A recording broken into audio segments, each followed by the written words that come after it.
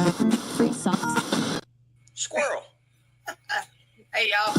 Hey, Spencer. We're swapped around again. Huh? We're swapped around again. Yep, I know you do it on purpose.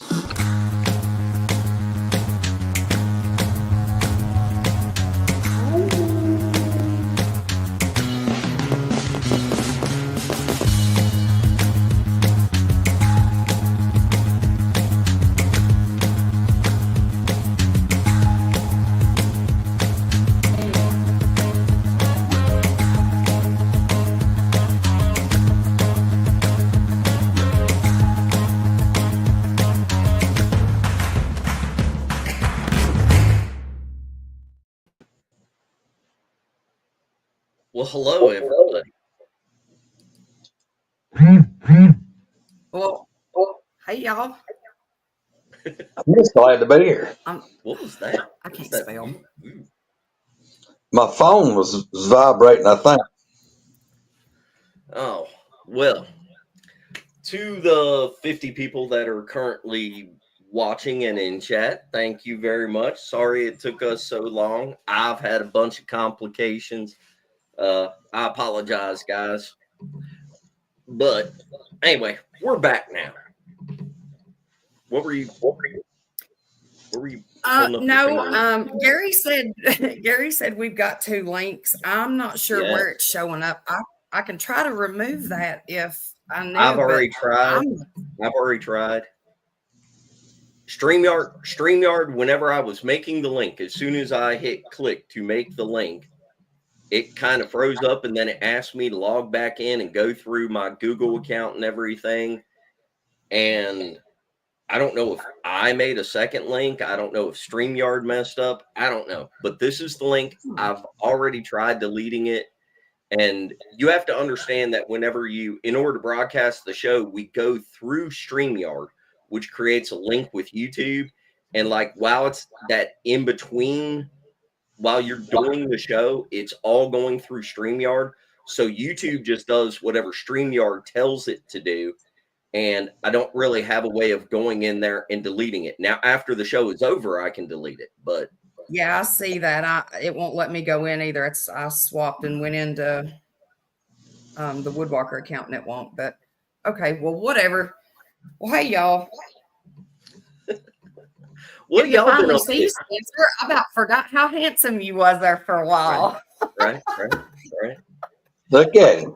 I still don't have the full beard. Eventually, I'm going to take off 6 months and come back and look like Greg.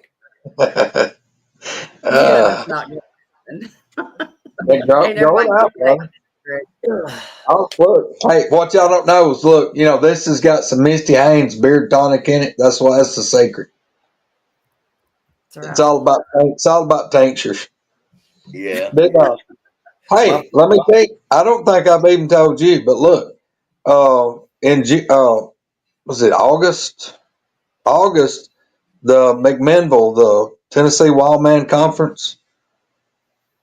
I booked Woodwalkers a table out in the auditorium thing by Roger. So Squatchy Holler's gonna be there, Roger, and we're gonna have a Woodwalker table next to him. Now I don't know if Misty's gonna go, but I'm going. I'll be there in all my glory. So anybody make plans, y'all. Come up there and hang out with us. You're the greatest representative that we have anyway. You and Roger take care of it. Oh, I don't know about that. We don't have any shirts or anything. We don't have. What are you? Greg's gonna sell beard hairs, y'all. Yeah, We're gonna. I love to take one out. Look, beard hairs. Spencer, what do you contribute? No, I've got shirts coming. I mean, no joke. I've been talking to my buddy that does shirts. It's about time I did something for the channel, though. I mean, Misty and I do. Roger even jumped in and did the y'all. Look, they won't let me. They don't trust me. They won't let me. I've got no power. I'm just here. I've got no power. There's some truth to that. We're gonna have to get with Roger and find out where to get. Roger goes high end on the merchandising. He has like the custom table covers and like he's got pins and keychains and hats and shirts. We're gonna have to get with Roger and get all this stuff figured out. But before I know we I got one of Roger's shirts. I should have wore that. Hey, look, I have a Woodball Roger shirt. I'll represent Rogers, and yeah, he brought me some hats. I got a hat laying right over there. It's awesome. It's so damn nice I don't even want to wear it because I'm afraid I'll get it dirty. But yeah, Woodwalker merch coming soon. Coming soon. Spencer ordered one from him, and he was like, "Dude, would you please sign it somewhere?" And I said, "Roger, don't you put no damn marker nowhere near my shirt. I'm wearing mine." Well, I told him to sign it because it's probably not going to fit, and I'll put it in like a frame or something. I've got it in the other room. I had to buy mine. Roger gave you a hat. What the hell? Hey, man, hey, look. I know. Hey, we got to get Wyatt on. Before we do, let me say that for the past month where we haven't had a show, Wyatt and I have been talking for a long time now, and I keep rescheduling him. He is the most patient guy in the world. He's always like, no problem. Yeah, I'll come on whenever you want. And Wyatt, hold on. Let's just bring him out. Wyatt, thank you for being That's Wyatt. Thank you, guys. Thanks for having me on. Thank you We're for glad being you're on. here. I told Spencer when he said who was coming on, I was like, "Oh my gosh!" I said, "I'm glad because I've been wanting to get him on here." When you I'm tell nothing the special. story, Hey, That's big problem I is special. love how you're so dedicated to what you're saying, and then you're like, "But it may not have been." Well, I mean, I'm just being truthful. You should talk to him on the phone. I'm like, well, that sounds about right. He's like, yeah, but I don't know. Yeah, why be proud you're not special like us. We rode the little short bus. Hey, I did ride the little short bus because that's one of the ones I had to ride when I was growing up. Oh my God. That's what I'm talking about. Not the whole time, but for a little while. You know what I like about Wyatt and people like him is, first of all, they are humble, but also most people that actually have interactions with boogers. There are so many people that have stuff happen and they don't even realize that it is Bigfoot. It never crosses their mind. When you start paying attention to this stuff and looking for it, you're like, huh, maybe that could have been. I mean, like Greg, whenever Greg started having the stuff happen while he was hunting, he kept hunting the same spot, and after years put two and two together and figured out what it was. But I like the people that, don't necessarily have like that great class A encounter. And I mean, especially the people that are like, oh yeah, I've seen boogers 20 times and dogmen 15 times and, got chased by a dogman and abducted by an alien. This stuff that he's talking about, wait till you see his pictures if you haven't, but the stuff that he's talking about, this is all very much the real deal kind of thing. Whether it is or not, there are no experts, but listen to the man talk and we'll go over the pictures and everything. So, Wyatt, how'd you even get into the whole thing to start with? Well, I'd say probably the first time it ever piqued my interest was when I was a kid in school. I was probably 10 or 11 years old. I can't remember for sure, but I got home from school one day after getting off the bus, and my grandpa was there, and I went up there to talk to him and stuff. And shortly after that, he's like, "I think I seen a Bigfoot, or I seen a Bigfoot walk across the road." Is what he said. Of course, this has been 20 years ago, so I could be a little off on exactly what he said, but he's like, "Yeah, I seen a Bigfoot walk across the road," and so. A little perspective on that is I grew up out on the dirt road, about 12 miles out on the dirt road, and it's nothing but woods going through there. I mean, there's some fields and stuff where it opens up and stuff occasionally, but most of it's timberland going through there. So you can imagine what stuff could be living out there: bears, mountain lions, everything. But yeah, one time I actually my car ran out of gas when I was in high school, and I had to walk through that same area where he's seen the Bigfoot, and it was getting dark, and it was about a little over 2 miles to my house. So Wyatt picked up the pace when he got through that area because he didn't want to get snatched by no booger for sure. Yeah. So that's probably how I got into it. So after that, first of all, did your grandfather ever elaborate on what he saw? He just said he seen something big walking across the road. Honestly, I can't remember if he got to my house after I did or before, because he said if the school bus driver would have been or if the school bus would have been a little faster, they would have seen it too. So I could have got dropped off and the school bus was headed back out. But anyway, at one point in time during that afternoon, he told me he seen a Bigfoot walk across the road. So I was enthralled by that. So Yeah. Uh, was there a history of it in that area? I mean, did other people around there, did they talk about it? Did people whisper about having a sighting? being that young, I never really heard them talk about it, but I would say there would have to be. As like I said, as wooded as it is, and all the old farmers that lived out there. Yeah. My family on my mom's side, they owned a big chunk of that land out there, but I wish I would have. I need to go back and talk to some of my old uncles and stuff and see if they ever had anything like that happen. But I never did. Do you happen to remember, like, people planting the extra gardens? Like they would plant a main garden and then plant the extra garden back by the wood line. Do you remember a lot of stuff like livestock going missing or anything like that?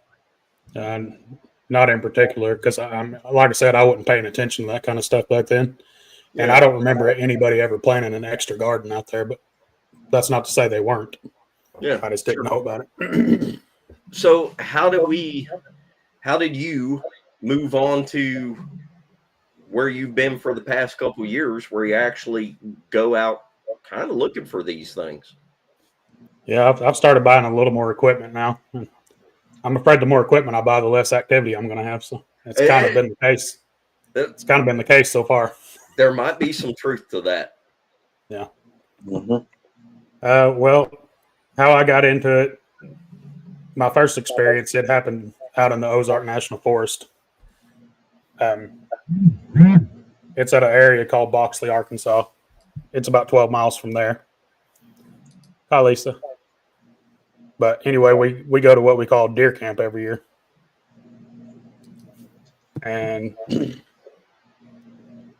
well, I went out there, growing up. I went out there a lot.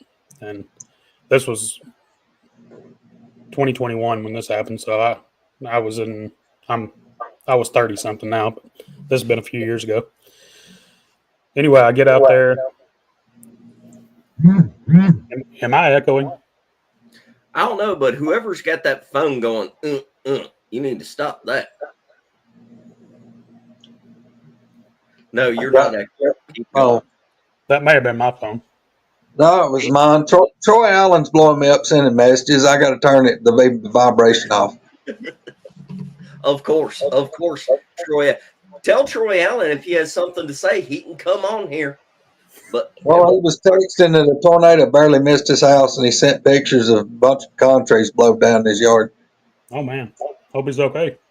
Yeah, apparently. he's fine. He's texting. No doubt. Why? He could be laying under a tree and he'd be texting. Yeah. All right. Sorry. You were at deer camp 2021. Carry on. You're fine. Anyway, we were out there, and I get up to this place where I hunt. It's called the Fire Tower, and I hunt right below it. Well, anyway, right before I walk down into the woods, these guys come up, and some other hunters. They were asking me if I'd seen their buddy. Apparently, he'd walked out of camp earlier that day, and they hadn't seen him since. Mm-hmm. I'm like, no, I hadn't seen him. They didn't ask me to help look for him or anything, and I'm 99% sure nothing ever happened to that because there was no game wardens or anybody out there looking. So I'm assuming that he probably showed back up in the camp that night. Anyway, after I talked to them for just a minute. I walked down below the fire tower where I usually hunt. I've killed a lot of deer down there. I started hearing what I can only describe as wood knocks. Just one right after the other, and this went on for about 15 minutes probably. I actually yelled out. I'm like, is there anybody out there? Because if it would, maybe it was that guy out there Right. knocking on a tree or something. Nobody ever answered. And I went and sat down by my tree that I sat by.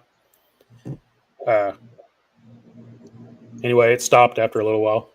And of course, like I always say, I've always believed in Bigfoot, but I never expected to have any sort of experience. And in my mind, I can't really, I said an expletive, I think. I said no effing way.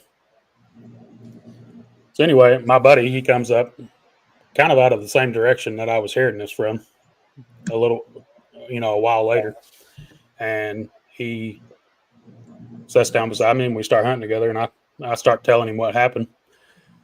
He asked me, dude, I think it was a woodpecker. I'm like, well, I've heard woodpecker a lot, and this didn't sound like a woodpecker, but I mean, who knows? I'm not saying it's Bigfoot, but it kind of fit the bill. For me, it did anyway. So basically, that was my first experience. The knocking sound, what was the cadence to it? Like, how many times did it do it? And did it all come from the same direction, or was it coming from different directions? I'm pretty sure it was all coming from the same direction. And it was kind of like knock. And I don't know how many times I did it, because I honestly, I wasn't paying attention to how many times I did it, because I was so enthralled by what I was actually hearing.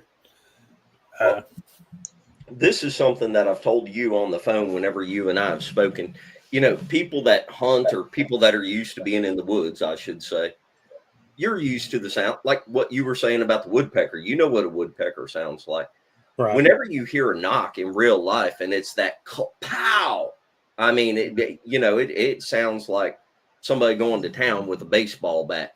When you hear that, you mentally, you go, that's not a normal like sound in the woods, or that's not like a normal animal. Right. So I guess my question would be, if you heard it doing it a couple times, first of all, what time of day was it that it was doing it? I'd say in between 2 and 3:30, something like that. Like I said, it could have been something else, but that's what my mind went to. Sure. Now, they weren't the crispest wood knocks in the world, but you could definitely tell it was wood on wood. So what do you mean by that? Elaborate on that part. You could tell it was wood on wood. Like, did you hear like wood crushing? No, not really. But it didn't sound like two baseball bats being hit together.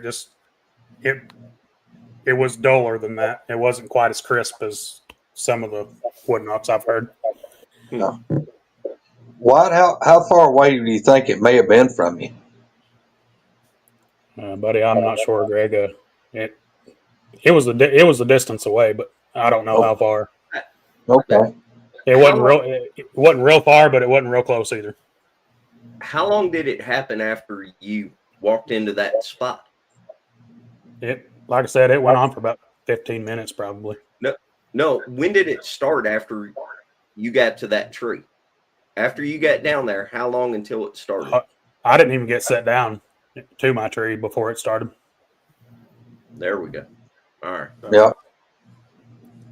I guess I kind of blew it off, because I'm like, well, I'm hunting no matter what. I guess I should have got out of the woods when I started hearing it, but I didn't. Well, I mean, say for the sake of argument that it was a booger, just play devil's advocate with me for a minute. If it was Right. a booger, it does make sense that, hey, here you come, and it spots you and it goes, uh-oh, humans here, pow, pow. Because a lot of times it happens that way. Hey, Carl. Anyway, so after that, all right, so you left there going, hey, that might have been something. Yeah. After that, what happened? Well, I got back to the camp that night and I tried telling everybody about it, and nobody really believed me. So I just kind of. Did you say the word Bigfoot? Yeah, I did. Yeah, that's why. But what really kind of got to me is because I thought my buddy's best friend, my buddy's dad, my best friend, I could have always thought he told me that he was deathly scared of Bigfoot, so that's why I was telling him. But apparently, I was wrong. Or he didn't want you to think that he was serious. Yeah. I think there may be a little truth to him actually being scared of that kind of stuff. Because they've told me they've seen something weird in the woods one night, but they wouldn't tell me what it was. So I guess they don't know what it was. But probably the next thing that happened, it was on my personal property here in Arkansas. We were morel mushroom hunting. I think this would have been the next year, probably March or April. And my wife, my little girl, and her mom and dad, they were all with me. And so anyway, we're down looking for the mushrooms and stuff. And I start hearing what sounds like a baby crying in the woods. And I asked my wife if she'd heard that. Because at this point in time, I'd watched enough videos and stuff to realize that sometimes they make the sound of a baby crying in the woods to lure women and children in the woods, kind of striking that maternal instinct. But like I've said in previous shows, there is other properties adjoining us. And it could have been, I guess it could have been a baby outside crying. Somebody had a baby outside. Or, some people say big cats make that noise, so they do. It could have been. But I'd told my wife about it, and she said she heard it too. I'm like, well, sometimes they attribute Bigfoot to a baby crying in the woods. But who knows? It could have been anything, but I'd started believing in this stuff, so that's kind of where my mind headed, unfortunately. But yeah, we heard that a couple times, and it was at a distance, so I couldn't tell how close it was, but it was quite a ways away. Just curious, whenever either of that happened, whenever the wood knocking or the baby crying, it's all speculative, it's all personal opinion, but did you get what we call the creepy feels? Did you feel like anything was watching you? Did you get a sense of, I need to get my ass out of here? Did you feel scared for no particular reason? Well, I mean, I wouldn't say I got real scared or anything. Of course, I had a shotgun with me just for protection, so I guess a pew-pew kind of gives you a false sense of security sometimes, but yeah, especially because it was only loaded with birdshot. But if something was going to try to get me, it would, whatever works. Yeah, it was going to catch some birdshot, whatever it was, if it was to try to get me. But yeah, I mean, I was definitely on high alert after I heard that. How weird is it now, though, going out, like, since you've started actually believing in stuff like this versus when you would go out looking for mushrooms or hunting or whatever, going out by yourself? I know it's changed a lot for me. Used to, I didn't think anything about it. If I had to walk miles by myself into the woods to go get dogs or something like that, it didn't bother me a bit. Now it's kind of like you're just like, constantly trying to do, what you got to do and look over your shoulder at the same time. It makes you more conscious and even not like nervous, but like you're prepared. You're listening to hear.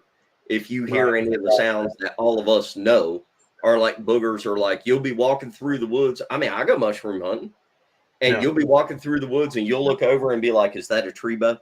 And have to go over and look at it and see if it's pinned down or shoved in the ground. You know what I mean? Or like you'll see sticks, you'll see leaners going up against a tree, and you'll be like looking around for other signs. Once you spot that, it's like game on. You can't not think about it once you know that they're real.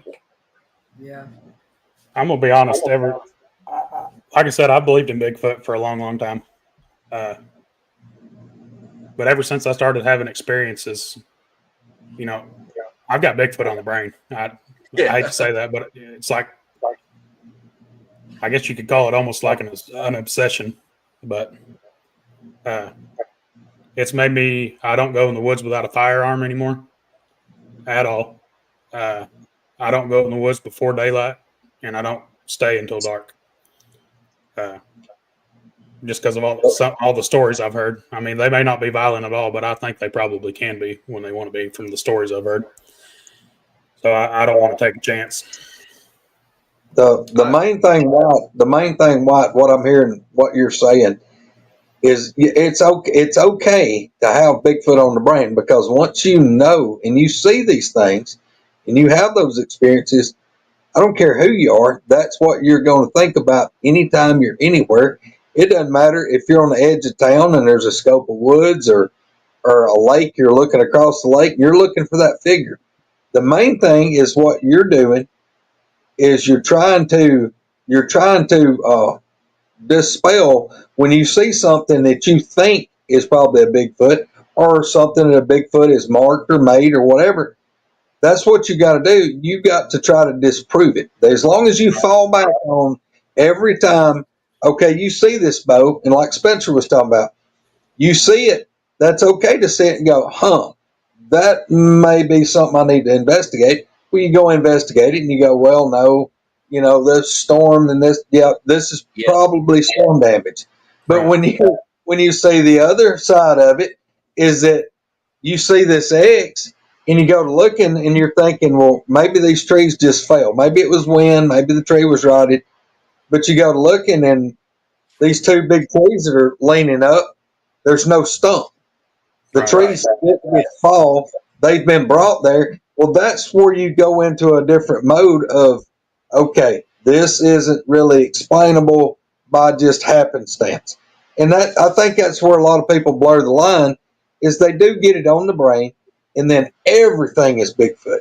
And that's where, as long as you can have that happy medium of, well, it may be Bigfoot, but let me look into it. I mean, that's just really what you got to do. You can know that they're real, but still be skeptical. Not skeptical about the fact that they're real, but you have to be skeptical that every single thing that you hear and every single thing that you see might not be them. And that's why you got to look at it, and you have to be honest. If you find a trackway, and you've got quite a few pictures of some really impressive tracks. If you find a trackway, something left those tracks. You know what I'm saying? There's no you're not confusing that with like sticks that fell. Maybe it went this way and maybe it went this way. If you find tracks, you're looking at the tracks. The only confusion could be what made the track. If you didn't see the animal make the tracks, you have to admit none of us are experts. So you go, hey, but I'm going to tell you now, whenever you find tracks that are 3 inches deep and they're 16, 17 inches long and 6, 7 inches wide, and they've got a, mid-tarsal break and you can see the toes and all that kind of stuff, everybody in Facebook and the internet, they can think whatever they want. I mean, for those of us that know that these things are real, we know what it is, Right. But you do need to be skeptical, like what he's saying. You can't get obsessed to the point. This has nothing to do with you, Wyatt, but there's a lot of people on Facebook and YouTube. You cannot get obsessed to the point where every little thing is a booger, because then to a lot of the real people, it's like this person's lost their damn mind and they're just, everything is Bigfoot. You can't get to that point. I will say this, though, on you carrying the firearms, 2 schools of thought, and it's like what you were saying about the equipment, the recorders and the cameras, and you got a thermal and you got a night vision. And I do wonder myself, it's like putting out game cameras. Right. How many people have ever actually seen a really, really impressive photo from a game camera that wasn't doctored or some kind of stuff that just floats around on Facebook. But I mean, like, of all the people that we know personally, there's a lot of us that have tried the game camera thing. You don't. I'll tell y'all this. I found structure behind game cameras. Almost like it's marking the game cameras, like saying, hey, there's a camera there. I can't say for a fact, but I've found matching structure in several areas with it. But if they can sense that kind of stuff, who's to say that they can't sense a firearm and be like, hey, if you're packing that, I'm not going anywhere near you. I don't know. You also have people that go hunting and they're there loaded and have a booger walk out in front of them, and the booger is obviously upset because that person has a firearm. There are no experts. Everybody needs to keep an open mind, but it could go either way. Nobody knows. Yeah. Well, like I said, that's the main thing that I'm hearing from Wyatt is Wyatt's doing exactly what he needs to do. And yeah, and that's what I want to emphasize, that, dude, brother, there is definitely nothing to be ashamed of about, being on alert, looking for them. And what you're doing is trying to explain it and basically, prove you're weighing the facts. And that goes back to the 3 W's. The 3 W's: what, where, and when. What you're looking at, where it's at, and when. How long has it been since probably anybody's been in this area, and how rough and remote. And if somebody's faking it, you're not going to go. If somebody's faking something, they're not going to go in the middle of nowhere where probably nobody's going to be. Right. And, that's what I'm saying. And that's what a lot of people don't understand. There's a lot of factors that play into the evidence that you're finding. And you got to look at the overall probability. And that weighs in. And that's what a lot of people they're not seeing. Like when you show a trackway. They don't know that this trackway may be on a piece of private property, and that may be the first time you've been in there in a year. Yeah. Well, I mean, it would be absolutely astronomical. There's nobody. I mean, now if they put it on a well-traveled road, put it across the road by a muddy spot, or what? Sure, because if you're going to hoax it, what would be the sense of hoaxing something if nobody's going to find that? So that's what weighs so much on what you're seeing. For a lot of people that do this for real, if I saw trackways in the middle of a path, like just walking across a path that everybody goes down, I'd be suspicious of it just because it's right there in the path. I don't know about everybody else's experiences, but where I found tracks have normally been off the road, like not on a path, not on the road. Hey, Mary. All right. Sorry, Wyatt, for that long interruption. Carry on. No, you're fine. No problem at all. Probably the next experience I had, it would have been at my same property that I was at mushroom hunting. I was deer hunting this year. It was 2022. And I went down to the edge of this little valley and I walked down in there, was sitting on the side of a hill. And I heard something growl at me. So I'm like, sorry if you guys hear thunder. It's thunderstorming here right now.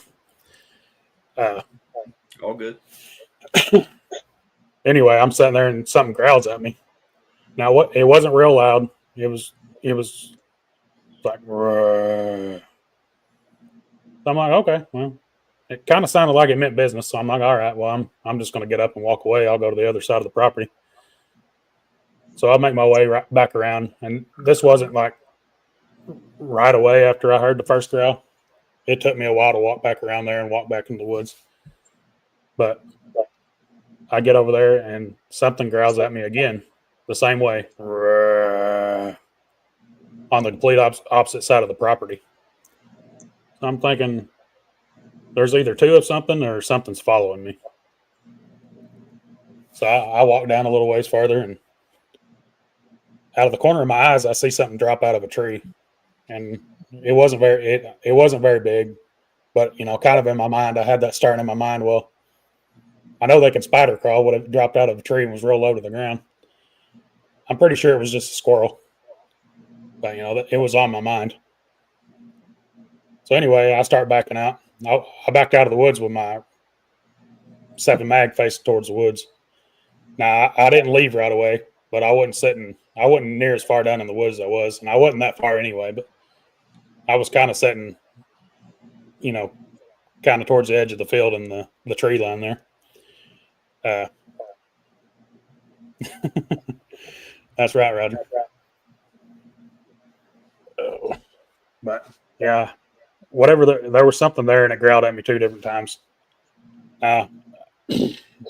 I've heard there's been big cats seen there, and I listened to that, and I listened to bobcat sounds, and it could possibly have been a big cat or a bobcat or something, but that's not usually their go-to MO to follow people around and growl at them. I think something was wanting me out of there, but I never seen anything. I left a little while later. So I don't know what it was, but something didn't want me there, whether it be a big cat or a Bigfoot or whatever it was. So I've had quite a bit of experience on our personal property. I guess the next thing would have been back at it in the Ozark National Forest where we have deer camp. This time we were at what we call squirrel camp. Same thing as deer camp, just hunting squirrels instead of deer. Well, anyway, we're all sitting there around the campfire and stuff, and we all decide it's time to go to bed. And about, 3 o'clock in the morning, my buddy's dad had brought his squirrel dog out there. Anyway, I start hearing this dog. It starts barking its way around the camp. I can't remember, but I don't think it went all the way around the camp. It kind of just did a semicircle around the camp, and then it stopped. Anyway, I'm laying there. Nobody else is awake as far as I know. Anyway, I start listening real close, and something starts jiggling the handle of the door of the camper. I'm thinking, well, that's pretty weird. Of course, I didn't know what it was.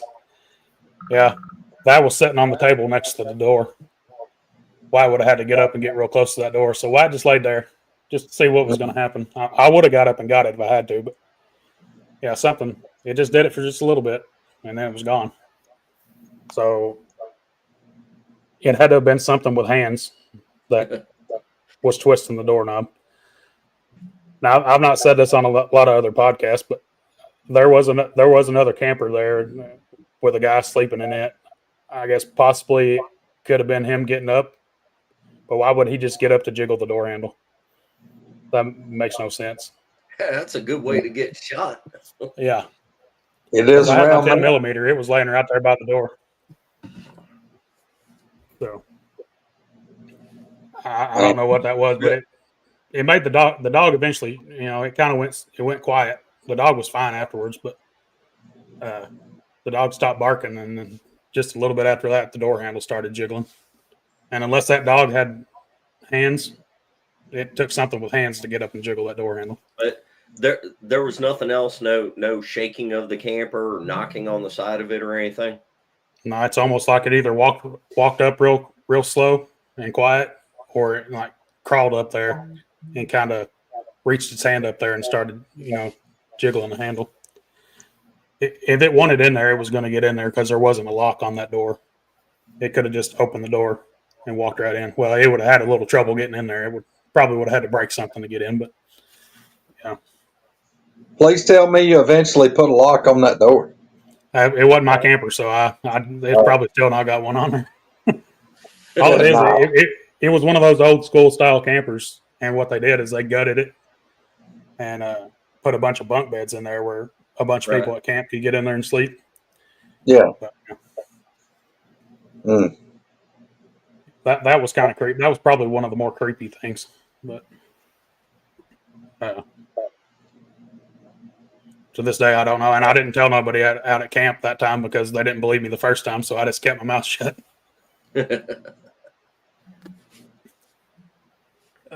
Roger, so. But no, I guess actually I've had one of my buddies that I've talked to here in the past few months out there where we go to deer camp pretty close to it. He said he seen something, had to duck under a 9-foot branch to get underneath it one time. So I'm pretty sure it was in the middle of the night. I don't know if he got a real good look at it, but whatever it was, had to duck under a 9-foot branch to get under it. So that tells me it was something pretty good size. Well, yeah. That same buddy has said, well, we've thought about coming out there and trying to prank you guys before, but we knew how many guns were in the camp, and we decided, well, that's probably not a good idea.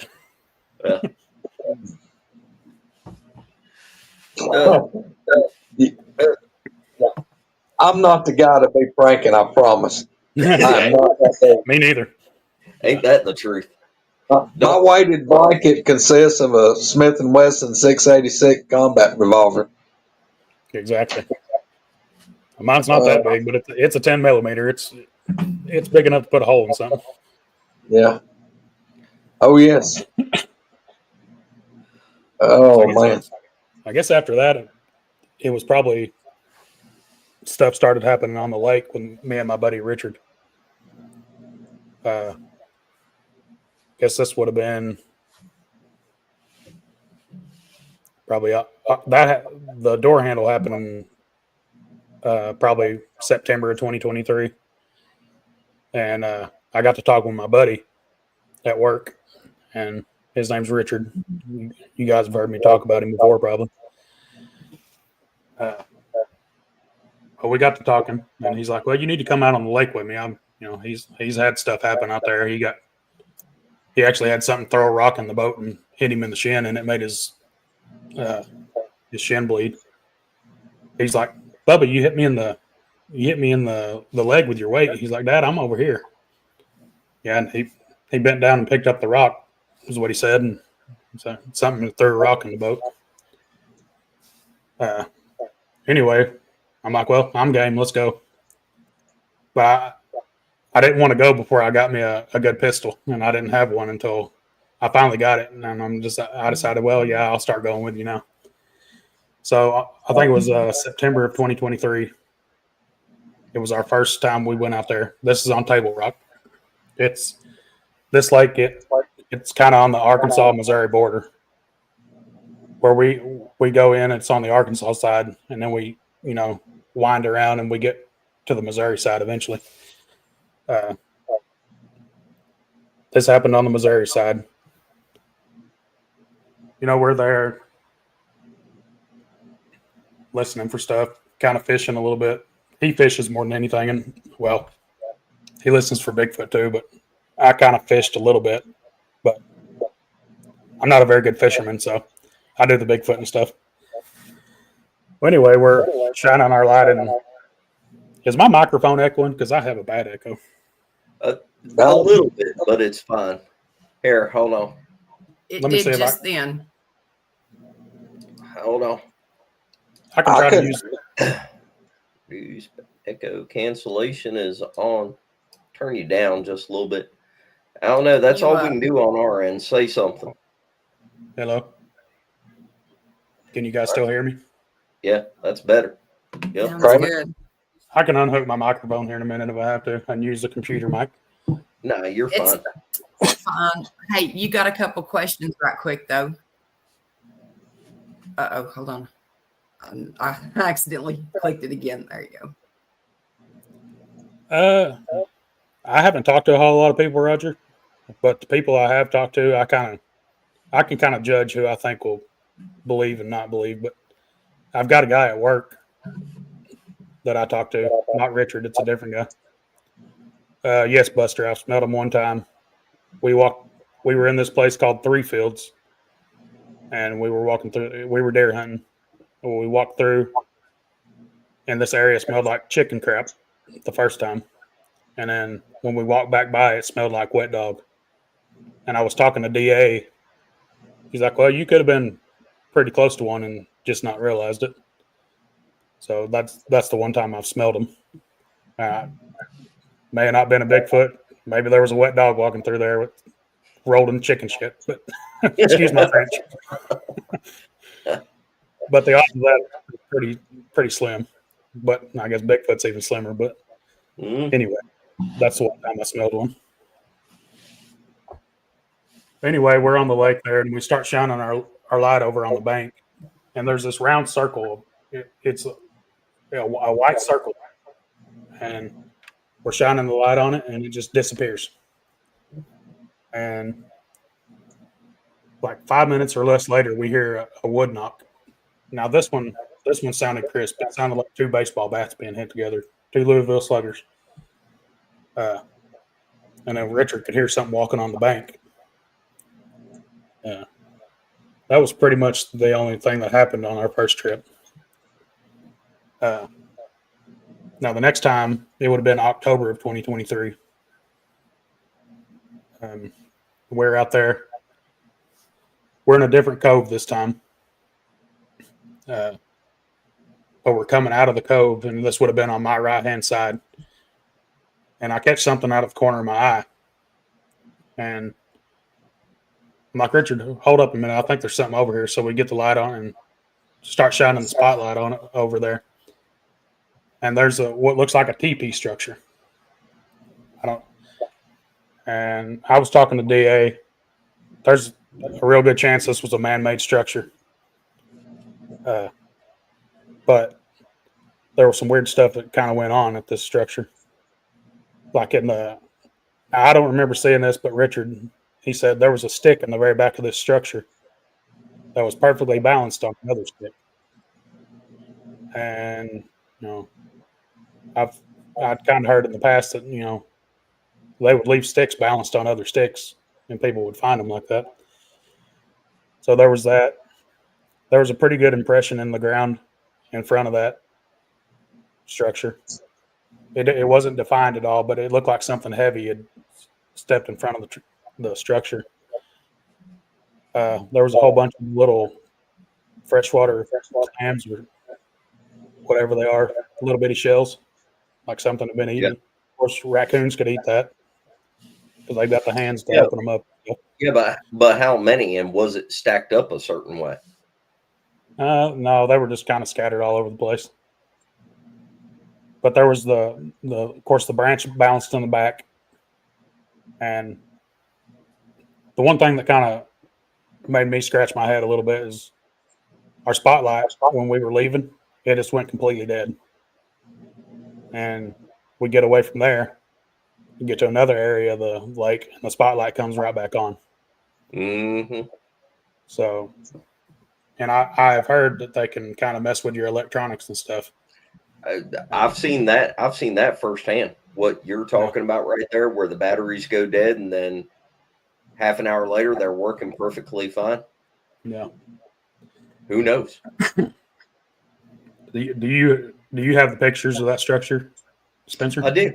If you want to actually walk through these, I'll pause on each picture and you can tell us what it is. Okay. Okay.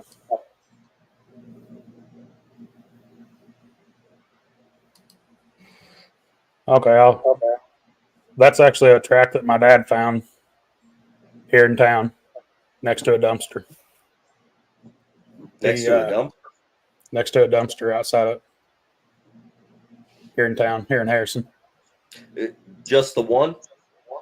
As far as I know, he just found the one, yeah. He knew I was into this stuff, and he sent it to me.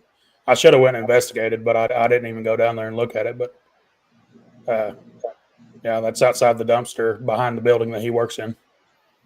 Well, what kind of building is it? It's kind of it's got the place that he works in. It's got all sorts of other stuff. I'm not 100%. Does it have restaurants, food in it, or anything like that? I don't know if there was any food in that dumpster or not. I would have to. I never did ask him. There's a possibility, though. I wouldn't think it had a whole lot of food in it. But I also don't. The back of the building, I don't really know what it is. There could be people that live in the back of it, but I'm not 100% sure. Like a year later, after that, or no, it would have been 2024, a couple years later. This one guy, he's like, Well, I bought my dad a set of those, shoes that you can wear that have the Bigfoot tracks in them on the bottom of them. So I kind of got to thinking, well, could that possibly have been what it was? But when if you were a person and you were going to do that, though, wouldn't you have multiple steps instead of just one? You would think. There could be, if you look real close in that picture, there could be another track kind of over to the left-hand side at the top, but I don't know. It's kind of hard to tell. It don't look like that one though. All right, there's your teepee structure. Yeah. Going back to that picture of the track though, when I was on Robbie and DA show, he asked me, well, what's different about all the other tracks around there? I'm like, well, it's bigger. It's He's like, no, not that it's bigger. He's like, look at that track, look in the bottom of it. He's like, everything's completely melted under there. Yep. Yeah, it compacted it down all the way to the ground. Yeah, it had some dwell time. It stood there for a little bit. Mm-hmm. I don't know what that is coming off the back of it. I don't know if that was another shoe track or what it was that it stepped on top of. But like I said, I'm not 100% saying it's a Bigfoot, but it looks like something had a Bigfoot anyway, whatever stood there. So, and to go along with that one guy I was telling you about, not Richard, he said he's personally seen a dog man and a Bigfoot here in town. So, and I've heard Kumbo saying that they come into pretty urban areas. So there's a possibility anyway. So yeah, there's the teepee structure. What makes me think that it definitely could be a man-made structure is you see the big white bricks below it, and there was some old rope intertwined in it. But I also had another guy on, I think it was, Jerry and Jeff's podcast, Old Line Cryptids. Well, they've got hands. They could move bricks like that, and they could put rope in between all that stuff. But there's a good chance it was a human that built it. But like I said, one thing with that, for me, just looking at it, if I was going to build something like that for a shelter or whatever, the one thing that I see there that I would really expect to be that's not there, there's no charcoal, there's no ashes, there's no place it looks like a fire was built. Somebody that would have been out in the woods that was going to do something like that, a person, about 95% chance you would have built a fire. That's true. And I don't remember there being an area like that. I mean, you could probably see it in the picture if there was. I don't remember. I don't remember if there was or not. I don't think there was, though. I'm not saying there wasn't. Well, I mean, it's one of those things. Could be, could not be. Yeah. It's pretty cool looking regardless. Yeah. That's the old Combs Ferry trip with DA and Robbie and all them boys. How high up in the tree was that? I'd say it's probably 7 or 8 feet. It was right above eye level, so I'd put it at 7 to 8 feet. And it wasn't right after. Wasn't right after a flood or a tornado or anything like that, right? No, I don't. It was pretty dry at this time. A lot of people did say it's a big cat, but yeah, that's what I was going to ask you, if y'all had cats or bears or anything. I'm sure there's big cats around there somewhere. But we didn't see no big cat tracks or anything. And look how it's intricately draped over those 2 limbs. Yeah, it was fresh enough. You can't really tell from the picture, but part of the hide was still pink, and there was blood on the ground underneath it. So it was fairly fresh. And DA says there wasn't any flies going around it, so it was fairly fresh. That's interesting. Yeah. Yeah. I'll tell more about the story here in a little bit. That's a good old Missouri tree trout. I mean, what is it for? We found that right after we found the deer hanging in the tree. It wasn't probably 5-10 minutes later when we found that. Huh. And it's in a tree, you know, about that big around. It looks like a little sapling. But it may be bigger than that, but that tree ain't big enough for no big cat to climb up and place that fish head in the tree. How high off the ground was that? That was right at eye level, I believe. So whatever it was wanting us to see it. And what we've all came to the conclusion of was these were territorial markers. Because DA says right after we walked by these two, the deer and the fish, that's when everything started popping off. So Yeah, I can't think of for the life of me what kind of animal would have put a fish head up in a tree. I mean, I guess it could have been a raccoon or something, you know, grabbing his little paws and placing it up there. But Yeah, I just can't imagine one doing it though. yeah, I mean, you can kind of tell from the edges of the back of the fish that it was torn off, whatever it was. Yeah. That track there, that's the track that we found after we had dropped DA and Robbie and all them boys off at a different boat ramp. See, me and Richard had put the boat in, and then we went and picked up DA. Then we went over to Combs Ferry. We found that back where we put the boat in the water at the first time. Yeah. I got to look and I'm like, does this look like a track to you? And I started taking pictures and stuff. Just sent the those. one? Was that the only one I sent you? No, I mean, just the one track, or? Well, there was that one, and there was some other. It looked like partials through there. But that was the most defined one. I just didn't know if these were all the same one or if they were. Yeah, the one with the wallet beside it. I don't know if that one was the same one or not. It may have been. Is this the same area? Do you know? Yeah, it's all the same area. Okay. Yeah, these were all taken the same night. Those there. Now that one up above kind of looks like it could be a human print, but I had some more that they kind of look like human prints, but if you really get to looking at them, you can almost see a toe shape. They're fairly deep. Yeah. Now this was a totally different time. This picture here. This was after I seen what I thought was a dog man.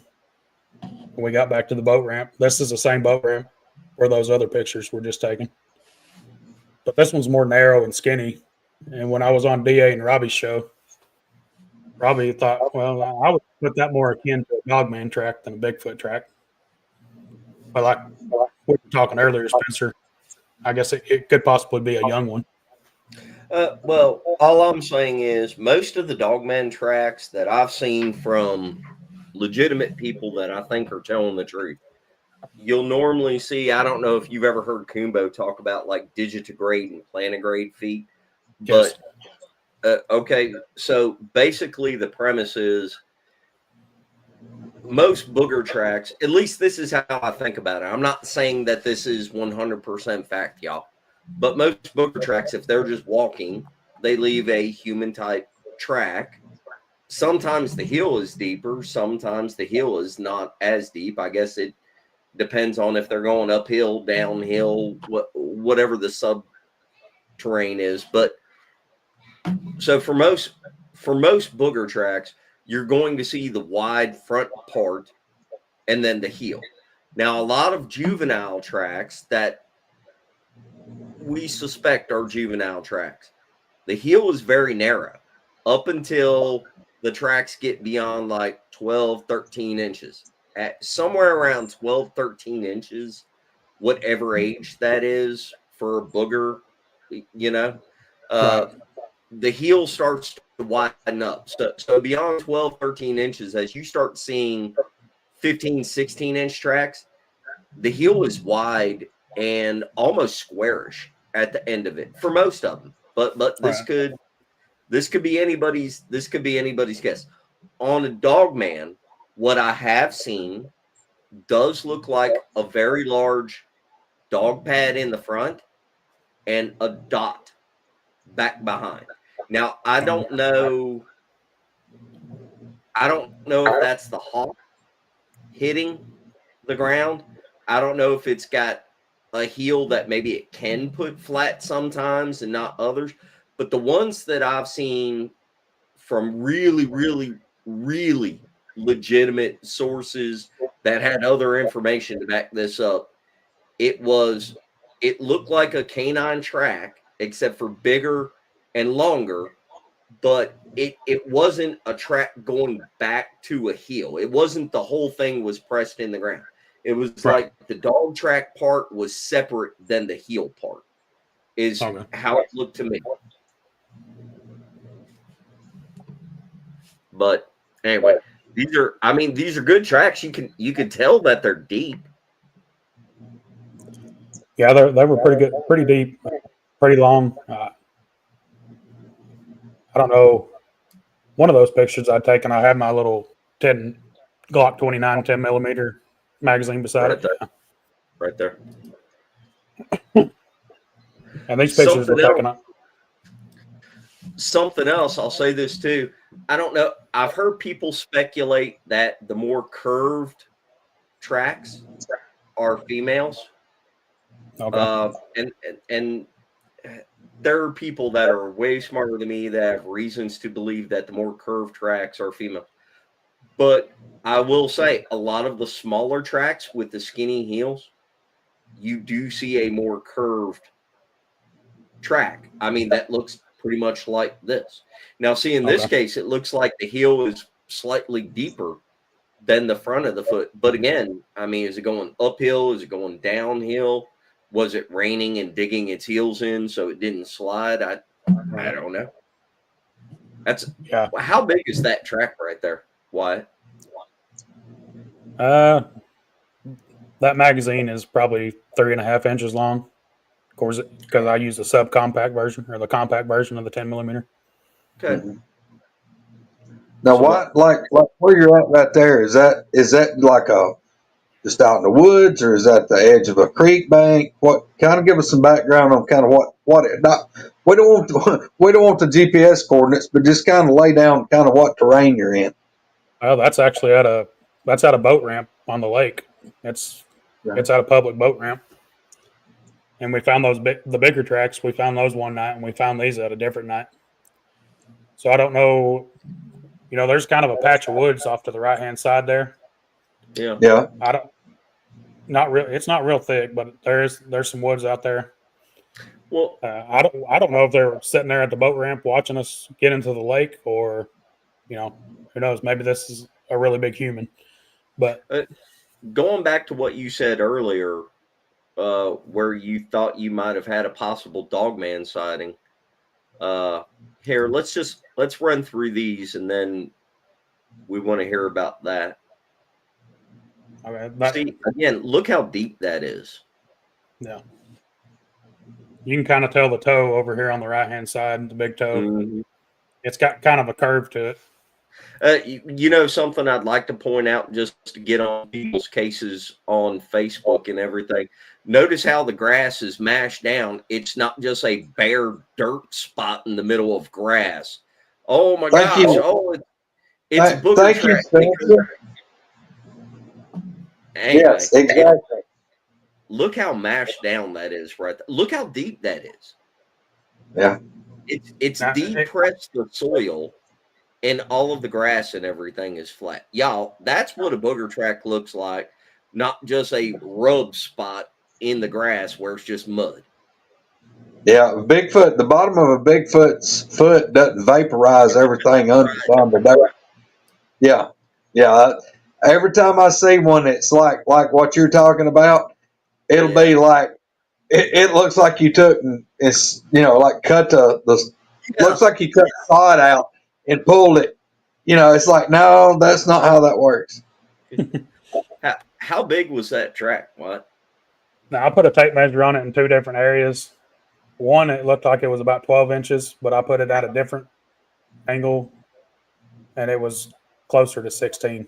So I don't know which it was between 12 and 16 inches long. Whether I had to take measure in the right spot or not. That's a pretty impressive photo right there. Mm-hmm. I'm glad you thought so because I didn't really think it was that great. I do, in my opinion. All right. Other than Dark Angel medical kits, what are you showing us here? Oh, wait, where'd it go? Oh. That's back out at Combs Ferry in the daytime, and it like first time we went, it was like the beginning of, or the end of June, early July, and this was the end of January of this year. And we found another piece of deer hide hanging in a tree. Is that close to where that other one was, or is that a total different place? It's pretty close to the other one. It's not in the same exact area, but it's at Combs Ferry again. Yeah. But what I'm saying is, though, it wasn't like within 40, 50 yards or something like that of the other one. No, it's farther than that to the next one. I don't know how far, but it wasn't a real long ways. Yeah. It was definitely not the same deer. I assume anyway. I think it would have had more wear on it than that. Yeah. All right. Here's my favorite part of the show. Tell us about the possible dog man that you saw. Okay. This would have been right after the Combs Ferry trip, the month after. And we're going back into our normal cove. We get back in there. We're not having very much stuff go on. We heard some owls go off. That maybe could have possibly been the only thing that I could attribute to maybe a booger, because I didn't really hear a trill on the end of the owl calls. I had that on video, but it's kind of hard to hear. This was different than the other videos that I'll tell about later. But anyway, so we're coming out of this cove.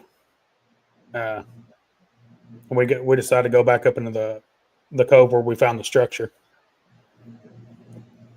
So anyway, we're getting into that cove and shining our spotlights over there. Or it could have just been headlamps at this time. My headlamp had either died or died right after. Anyway, shining the light up there, and we see 4 or 5 sets of eye shine. And after the experience, what was bugging me was most of this eye shine was laying right on the ground. Besides one set of eye shine, it was up quite a bit higher, probably 6 or 7 feet. I got to listening to one of Harley Owen's encounters. I don't know. You guys have probably heard of Harley Owens. Yeah. Anyway, in one of his experiences, he turned around and there was a dog man laying flat on the ground. So I kind of got to putting 2 and 2 together and thinking, well, maybe that's what they were doing. They were just laying flat on the ground. But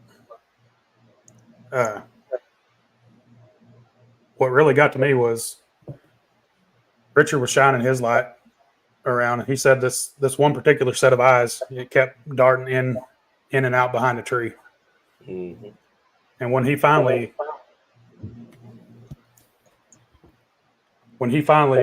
shined his, hang on a second. Can you guys hear me? Yep. Yeah. Maybe that wasn't it.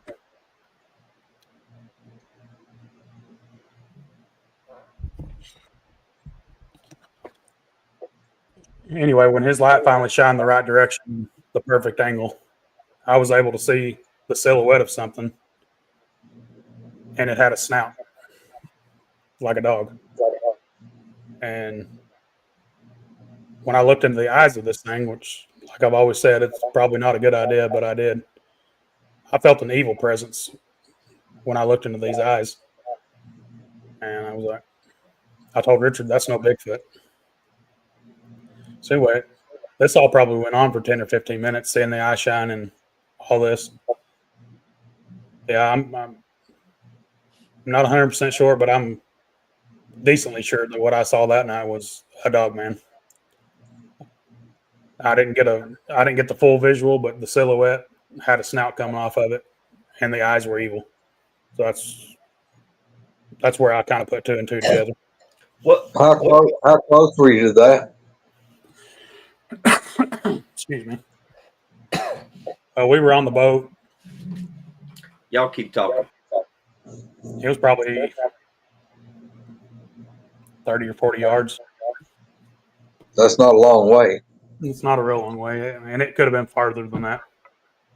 Yeah. I wasn't really paying attention, but I knew it was right up there on the bank, and it wasn't very far off. Wasn't very far off the bank. So.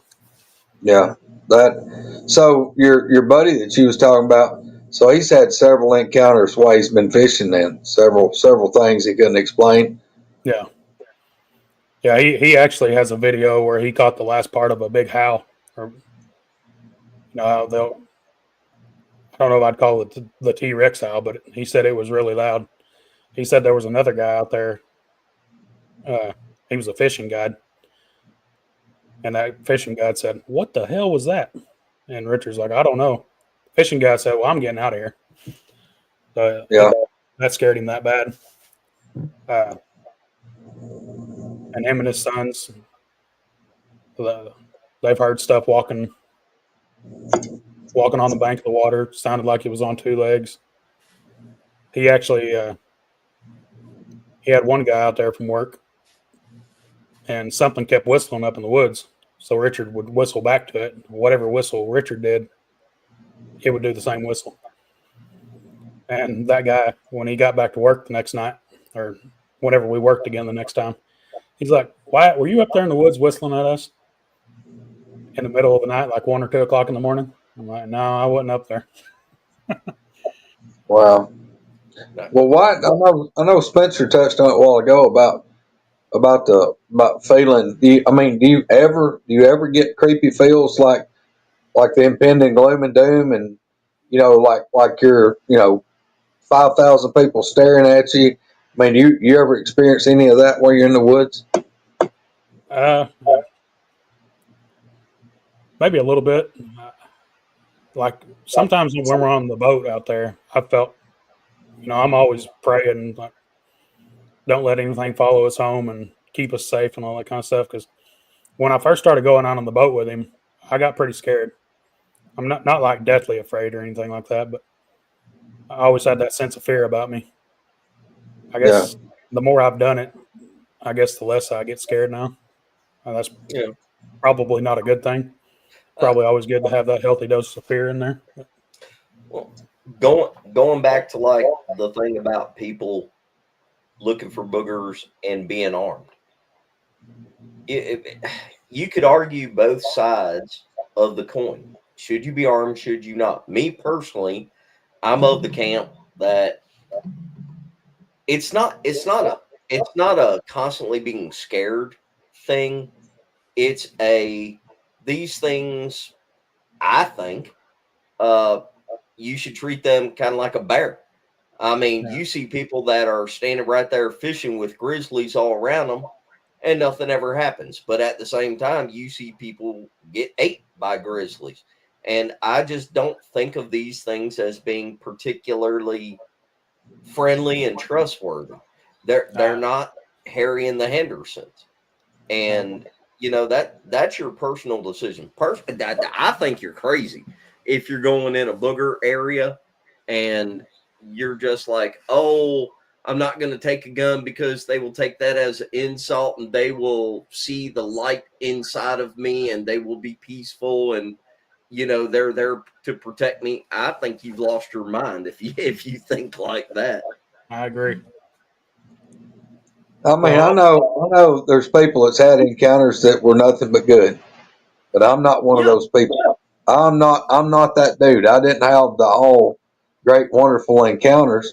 And I think that for me, I mean, this is just old redneck theory, but I think the things are like people. Some of them are not mean. Some of them are. Some of them's up to no good. Some of them are okay. I don't know which ones are which. And shit, I'd a whole lot rather be prepared and it go good as me be unprepared and it go bad. Right. How about this? I carry a sidearm most everywhere, right? Day-to-day life. A lot of us do. As long as nobody is trying to harm me or mine or people around me, it's not like I'm going to use it. I'm not out there to provoke them, but at the same time, I want to have something to protect myself and everybody around me in case anything happens. And I think you're foolish if you treat these things as like, oh my gosh, they're spiritual and they pick up on you and what you're doing and they're not going to show yourself. Well, if I've got to be unarmed for you to show yourself, what are you worried about? I mean, what are you going to try to do if I'm on and I've been out there unarmed. But do I think it's a good idea? No, not in particular. I don't anymore. Like I said, I have a gun or a pew every time I walk into the woods anymore. And it's not that I'm afraid of, right, afraid of everything. It's just like it's better to be prepared than not be prepared. It's better to have it, not need it, than need it, not have it. Look, that's what I tell people. Like the movie Wrong Turn. A lot of people watch Wrong Turn. If they based that movie on me, that movie would have been about 5 minutes long. Because as soon as they trapped me somewhere, there'd been a hell of gunfire, and then I'd had to walk back out, but I'd been okay, and that would have been the end of the movie. Look, I'm worried about people. I'm worried about weirdo people out there that will cut your throat for $5. Right. We live in the land of tweakers. Hold on. This is not painting it all with a broad brush. I've been all across several states and had these things in many different spots. And I promise you, they behave different. And you can think whatever you want. But if you're walking out there with a candle or an oil lantern trying to make peace with these things in the middle of the night, in the middle of the woods, and it's the Sambe or whatever they call them, Sabe or whatever, and you have to be nice for them to be nice to you. Well, I'd just rather they not be there if that's the case. But if they're going to be there, I would prefer to be somewhat armed. I'm not sure, though. I'm not sure that you could really have any kind of armament that would actually do the job on these things if they were really upset. But I mean, I've had them come in hundreds of times on me. What is throw that out there? I'm talking about hundreds over a 25-year period. Hundreds, and I'm talking about not 100. I'm talking about multiple hundreds. And I was armed. I've had these things within 30 feet of me a bunch of times when I was armed with a rifle and a pistol. Sometimes they were upset. Sometimes they weren't. There was no rhyme or reason. And I could do the exact same thing 10 times in a row. Sometimes they would be irate, throwing a fit. Sometimes they'd let me know they were there and not do anything. I still don't know. But I know one thing. I wasn't going out there unarmed. I mean, I'm the guy that's had to level down a rifle and stop one bluff charging. And people say, it'd go bad when you point a gun at one. Well, I can tell you what happened at least 3 occasions. When I pointed a gun, the thing stopped. Right. I don't know what it would have done if I hadn't had a gun. I've got no clue. But it damn sure acted like it wanted to end me. So, no, it didn't go good after I leveled the rifle down because they got, sure enough, pissed. Yeah. But 100%, that's the first time I did that because I thought, I'm about to die. This thing's going to steamroll over me. And when I jerked that rifle up and leveled it down, that thing slammed on brakes. And it started tearing the woods apart, but it didn't get any closer. And, I don't know what its intentions was, but I can tell you what, it was close enough that when its feet was hitting the ground, I could feel the ground shake. And, yeah, I don't know. Look, at no point did I ever want to pull the trigger. But I'm kind of like my cousin said, I'm old redneck from Alabama. I don't plan on being no damn victim. So that's just my theory on it. Well, not intentionally. No. I do not plan. I did not practice for the role of victim. Amen to that, brother. Well, Yeah. The stories that you've told and the story that Goombos have told, the hunter out in Colorado that got his head pulled off and his arms pulled off, and the hunter around the embankment that had to shoot at one, and then they bent him in his truck backwards. Oh, that's why I carry a rifle in the woods. Yeah. Yeah. Well, the truth of the matter is, in both those stories, the one in Colorado where the dude had the head snatched off, and the guy that got folded backwards and shoved into his truck, they shot at him. Oh, that's true. I don't ever intend to shoot at one, but well, exactly. If you were there and you saw one and you're intentionally going, holy cow, that's a Bigfoot, I'm going to take a shot at it. No way. That's going to be the answer. I mean, that's the same thing where the swamp or the slaves in the Okefenokee that ran away and they sent in that search party. Yep. They all shot at it. It ripped their heads off. There are so many accounts of people shooting at them. Kumbo tells the story, and I actually found it one time. It's hard to find, but Kumbo tells the story about the hunters being flown up to that place in Alaska where you could only get there by a plane. And whenever the plane came back to pick them up, he had to call the state, and they had to come in because there were body parts and blood. But some of the hunters were just missing. But like he was saying, one of the guys had a 300 Win Mag. And I mean, there were all kinds of shells laying on the ground, but they're still gone. They're still, they were killed. Right. Shooting at these things is not a good thing. And you would only do it if you absolutely had to. That's just what Greg was talking about. He leveled the gun at one. He was willing to do it, but he didn't. And the thing stopped. And then it stopped. And then what did you do that made it go and just walk away? What did you do? Oh, that's the one that was standing about 35 feet from us. It was about 5 foot in the bushes, but it was shaking the down bushes and having a fit. And I just one told Al, I said, "Are you ready?" He said, "What are you going to do?" I said, "I'm going to try something." And overwhelmingly, the most things that I've ever heard, the one thing that they done more for us than anything was the whoop, WHOOP. And I'm sitting there with my rifle holding it just like this, looking over it. And I leaned my head back, and I've done the longest, loudest whoop that I could muster. And that damn thing went from just going, it was like, blip. I'm talking about like you hit the mute button, off button. That thing stopped. And it was like 3, 2, 1, just a silence. And then the thing goes, just like it was disgusted, just like you gave somebody horrible news and they were waiting on something and you gave bad news. It was like, and it was like it done that. And then it was like it turned around and just started walking away like, well, damn it, that didn't work. And the thing starts walking across through that old thicket. It goes out there about 100 yards and stops. And then it does it again, just like, and then starts walking again and just goes out of hearing. But it was like we called it bluff. It's like it was all, and that's when I accidentally made peace with them. It was like everything kept building and building up to that point. And then when I think the thing realized that, okay, he knows what we are. We hadn't really been fooling this dude. And damn it, the gig's up. And right from that day forth, all the belligerent, well, I ain't gonna say all of it, but most of the bad belligerent stuff absolutely stopped.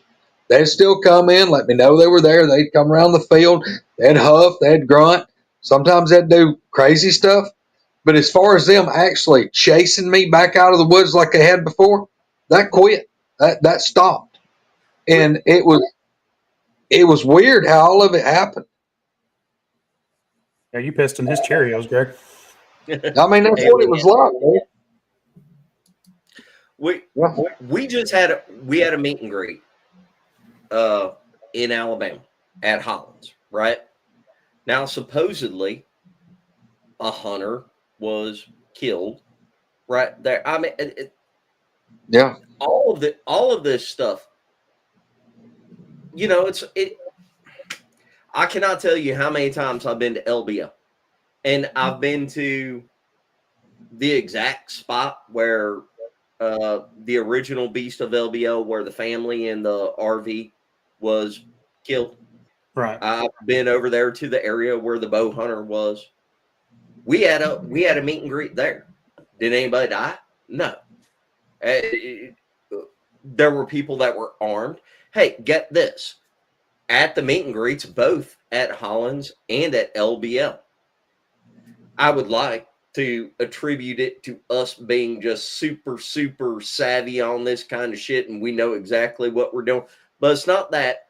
We were there at certain times a year, and there were people, even though there was 100 people there, and there was a lot of people armed, and there were some people that thought that they were the friendly forest giants, and some people like Greg.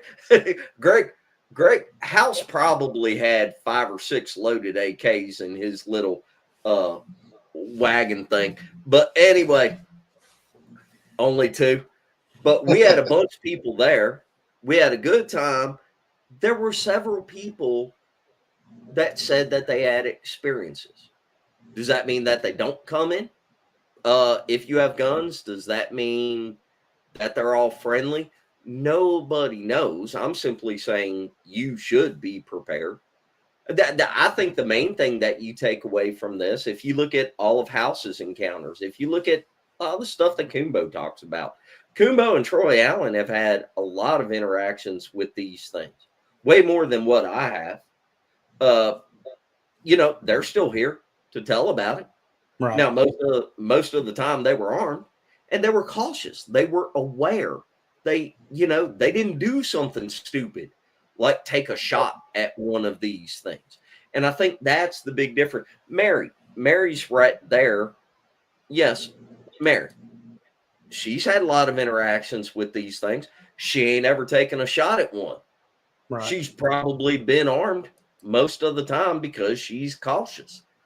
I'm just saying, like what she just said, it depends on the circumstances, how many of you that there are, where you're at. Are you encroaching? Like, let's say that they have a family area somewhere and they're protecting that area. Are you going in there right whenever they have babies? I mean, is it like the whole separating a mama bear and cub thing? You know, is it a thing where, let's say in February or March, there's no more food out there? Well, very little food out there. And a lot of people in the missing 411 get gone. And I'm not saying that the missing I've got a bunch of problems with the missing 411, a bunch. But a lot of people get gone in February, March, and April. Well, that coincides with the time of year where you see a lot of big predator attacks because the food supply is gone. The food supply is thinned out. Be cautious. Don't treat them like friendly forest giants. And you should be prepared. And you should have your damn senses to you. And if you know that they're there, you should be watching for the stuff. And you should be telling other people, hey, be careful in here. Well, I'll promise you, let's put it like this. Some of these guys that go out actually hunting one, they've got it in their head, we're going to go get one. I'm not going with them. Ain't happening. No. Do you remember we had a guy that was going to go up on the hill and play a shofar, and we're like, no, no, yeah. No, you're not. Yeah. No, you're not. No, No, that's all I can tell you guys is, and anybody that's ever heard me talk about the motorcycle encounter, if they had been in my shoes that one day, of all the things, look, I've seen these things. I've seen them clear as day, some of them in daylight, some of them at night with my headlights. I've seen a lot of them that was glimpses. I don't even count those. I've seen Right. 4 that I could see really, really good. But the silhouette, a glimpse, something from tree to tree, behind a bush, take off, sure, I've seen that. But 4 that I saw really good. Out of all the experiences I've had, the time that I thought I'm going to die was when that one was mad about the motorcycle revving up. And y'all, I can't, I honestly, the people that's heard me tell that story, I get emotional because it was so bad that I go back and relive it. And y'all, I've seen a lot of stuff. I've been through some sketchy shit, policing and just living life out here in the middle of nowhere. I have never in my life had anything scare me as bad as that was. And I was holding a semi-automatic 30-06 Browning rifle and a 357 Magnum pistol. And I mean, I done come to terms with I'm probably fixing to die. And that thing was not happy. It wasn't wanting to make friends with anything. And my biggest fear was if it saw me, I was going to be the first thing that was out of place and didn't belong. And y'all, I'm not kidding you. And look, I cannot explain the level of the tantrum that thing was throwing. And Alan's told people he was about a little over 200 yards. And when that thing would bellow, roar, scream, howl, it was hurting his ears and him 200 yards away. And they was part of that when it would ascend up in the tone, it would make my vision blur. It was like my eyeballs were vibrating. It didn't do it through the whole thing, but it was that's how loud it was. And, the thing was not happy. Do you know, like what you just said right there? And I'm sorry, Wyatt, we're just damn hijacking your show, brother. Hey, I'm glad to be here. Do you know, like what you're talking about there, just the vocalization being strong enough that you're like, oh my God, this thing, if you've never heard one of these in real life, for everybody that's just watching a YouTube video and you've never been in the woods with one of these things, whenever they vocalize, just the vocalization is enough to make fully grown men armed go, shit, I need to leave. You don't understand the amount of force, power, presence that they have with a vocalization. That's not even what like Greg is talking about with like shaking the trees, whipping them back and forth and knocking down other trees and breaking off branches and stomping on the ground. Y'all, it can be very, very, it's not scary, but it is scary, but intimidating. Like the amount of force and power that these things have. If you've never experienced it, it's really hard to explain. A lot of times it's not friendly. You don't get a warm, cuddly feeling. No. Spencer, that's the only time in my life I've ever been so terrified that it made me sick. When I got back to the truck, I had an adrenaline dump and I threw up. That's how bad it was. And I've been through some sketchy stuff. I've been shot at. Didn't bother me like that. Wasn't even close. Yeah. Y'all, we have so many people, like right now, Leanne is in here. I don't know if Barry is or not, but like Barry Browning. I was standing beside Barry Browning at LBL, and he did a call. Well, at first he didn't do the call just right. Then he did it again. And he did that call, and I think I've shown it on a spectrograph. He did that call about as perfect as a human being can mimic a booger call. And we had an immediate response. And for those of us that were standing there, it was impressive. It was amazing. We had an immediate response right then. Let me tell you something. We went back to camp after that. So let's say 12, maybe 15 minutes later, we left that spot. That was the last spot that we did calls, and we made it back to camp. When we got back to camp, this was probably 1:30, maybe 2:00 in the morning. When we got back to camp and everybody got right there around the fire and was talking, well, some people went to bed, but a good amount of us were right there. There was something that sounded like a damn Tyrannosaurus Rex right behind us in the woods. Screamed. I've got the recording of it. It's hard to hear. I've got to filter it, but it screamed right behind us, and half of us were like, wait, stop. What is that? Did it follow us back? I don't know, but it did not sound happy. It did not sound pleased just because we did a call.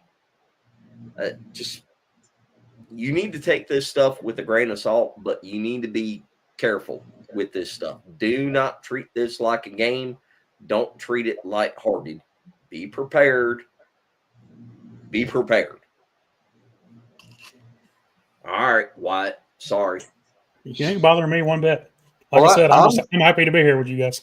Well, I'm glad for Wyatt. Now, look, here's one thing with Wyatt. I'm proud for him because it sounds like several things he's experienced, he wasn't by himself. Yeah. You know, and that's a whole different aspect of looking at it when you got somebody that's there experiencing it with you instead of you're just by yourself, because you got somebody to validate what you're living through, and that's a total game changer. Yeah, I've had somebody with me quite a bit. I've had a lot of other stuff go on, but we won't get into all of that today. But I will say, every experience that I've had a firearm with me, and I don't ever want to have to be the one that has to drag one of these things out of the woods, because odds are, yeah, exactly. I ain't dragging one out of the woods. If I pull the trigger, I'm running as fast as I can. Exactly. Because if you have to pull the trigger, and a lot of our experiences, we've had them on either side of us. Yeah. One side of the lake and the other side of the lake. And on one side there was multiple. So, and on the other side there was multiple at one time. But, if you have to pull the trigger, odds are before you get back to your vehicle or out of the area, it's brothers and sisters or friends and relatives are going to pull your head off. You're not going to make it out of the woods. So unless you absolutely have to shoot one, unless it's bearing down on you, about to tear you apart, I would never. Don't go out hunting these things for sure. I've only heard one or two people tell a story where they supposedly shot one and killed it that I think is being completely truthful. Now, having said that, I'm not an expert. None of us are. We have to all make up our own opinions. But I've only heard one or two people tell a story. That old man that was telling about not his dad, but his dad's neighbor, whatever, on Monster 911, that talked about shooting it. Everything that he said, that sounded very real to me. Would I recommend it? Hell no. Do I think you should try to do that? Hell no. Should you be prepared to do that, though? Yeah, you should be prepared to pull the trigger, but that's not what I would want anybody to have to do. Exactly. Yeah. Wyatt, at the end of the day, what do you think they are? That's the $100 question, ain't it? Yeah. No, I want to believe that they're flesh and blood, because you can hear them. Fortunately, I've never been privy to actually lay eyes on one 100%. But all this stuff that we hear, it sound. One time we heard what sounded like the woods just going berserk, but we're shining our lights over there, and you can't see nothing. You can hear it. It sounds like it's tearing the woods apart. But you shine the light over there, and there's nothing there. And then you turn the light off, you sit back down on the boat, and there's something walking up on the other side of you. It's like, I want to believe they're flesh and blood, but at times I don't know, because I should have been able to shine my light over there and see something in the flesh standing there, shaking the crap out of these trees. Join the club. Yeah. we've had multiple encounters like that. We can always hear it. We had one walk right up to the power line right away, and it stopped. And then we started turning around to go the other way, and it started walking back the other direction with us. So that takes something with a brain, which would put it at being flesh and blood. But it takes something where you can't see it, like almost like it's invisible. So maybe they're flesh and blood when they are, and they're not when they're not. So Yeah, that's honestly, I don't know. I hate to tell you why, but the longer you stay into this, the more you're going to see it's going to be more confusing. I mean, it just is. But here's my advice to everybody: avid researcher, novice, whatever. When you're experiencing this stuff, you've got to accept that what you're seeing and what you're hearing, you've got to look at all of it, not discount any of it. I mean, you can't just say, well, that can't be real, because just like what you said, hey, we heard that, but we couldn't see anything. You got to throw all that in the same box and try to make it fit. And but you're going to have a lot of stuff that you can't explain, and it took me a long time to accept that part of it. Right. If you're not actually, if you've never experienced them, and you're watching YouTube shows because that's what you do, or because you can't get out in the woods. Don't get me wrong. I'm not blaming anybody. But if you've never experienced it, you weren't in the right spot at the right time. Okay. I can understand you like trying to listen to shows like this and form an educated opinion, being like, no, that can't happen that way. That wouldn't work that way. I can tell you from personal experience that the weird stuff, like the batteries going dead, it happens. I don't know how to explain it, but it happens. The stuff like what they're talking about, where you get growled at and you shine a light over there and there's nothing there, or you hear something tearing up the woods and you look over there and you can't see anything, it happens. I don't know how to tell you. Greg tells the story where the one was coming around and tearing up the woods, and he was looking at that opening in the trail, and then there was nothing there, and that started on the other side of the trail. That's never happened to me personally, but that's happened to him, and I know a bunch of other people that would say the same thing. This stuff, y'all, do not rule this out because you're of the group where you think they're flesh and blood and that's all they can do. Do not be completely in the woo camp where you think they're mystical, magical, and they're just friendly forest giants or whatever. You need to keep an open mind on all this kind of stuff. And if you've never been around them, I'm telling you, it'll shock you when you are around them, because they do really weird, crazy stuff. Yeah, I've heard people talk about, well, they mind speak or they do this, do that. I've never had that, but I've damn sure had them cross the damn trail, and they wasn't a glimmer, they wasn't a shimmer, they wasn't a shine, there was no shadow. But I'm hearing this thing breaking trees and saplings, and I'm watching them move, and that thing's walking straight at that road, and it crossed that road, and all that noise and the movement in the trees picked up on the other side, and it kept going. And I can't explain that. And I don't mean like way over yonder half a mile. I'm talking about less than 100 feet from me. That thing crossed basically a one-lane road section of a trail. There was nothing. I didn't blink. I was staring because I'm thinking, I'm going to see this thing. If it crosses that trail, I'm fixing to get one hell of a good look at it. All that noise on the right side of the road, it got silent for just a few seconds, and then on the other side of the road, it picked up and kept going. I can't tell you that was Bigfoot. I believe it was, but look, it's damn sure something.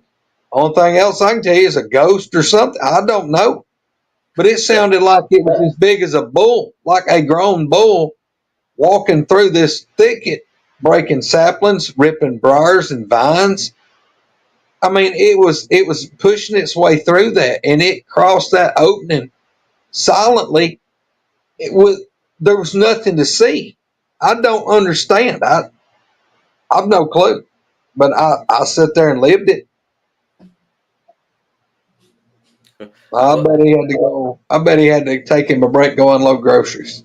that's exactly what I was getting ready to say. You said he might have to jump off Yeah. real quick.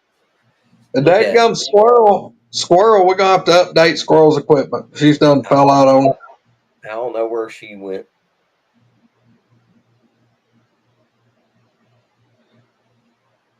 Uh That oh. he must not have had too many groceries to carry in. Huh. He must not. She told me I didn't have to help her, so Well, tell her we said thank you. I will. No doubt. Well, what? So, like, you gonna keep going out and doing what you're doing now and everything? Yeah, well, that's what we're planning on it. I've already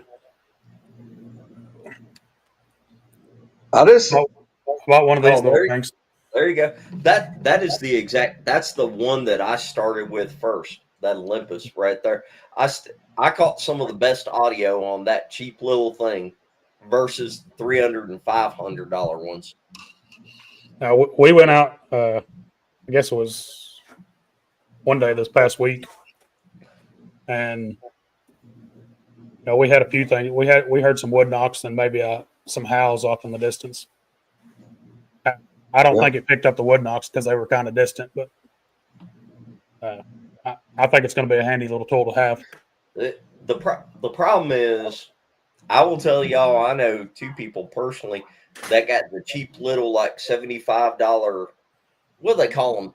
They don't call them a parabolic, but they call them like a super microphone or something. But it's like a tiny little thing with a dish, like a parabolic, but the dish is only saucer size, and they work really good.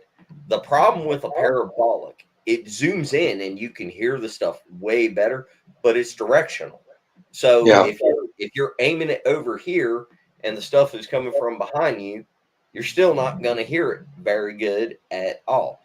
That little $50 digital recorder that he's got right there, or $60, whatever, that Olympus WS something, that thing is great. The little Sonys for 60, $70 are great.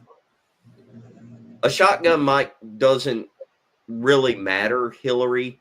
The digital recorders are recording in stereo. And again, with a shotgun mic, you're going directional. It's picking up the stuff right in front of it. Not as much as a parabolic. Yes, the bionic ear. That's right, Mary.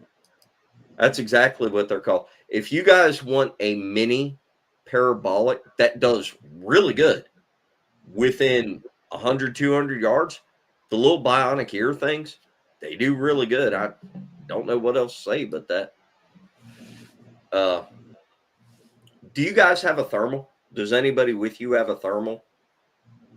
Yeah, I bought one end of March. Okay. We took it out with us last time. It works pretty good. It's the TM 260 from AGM.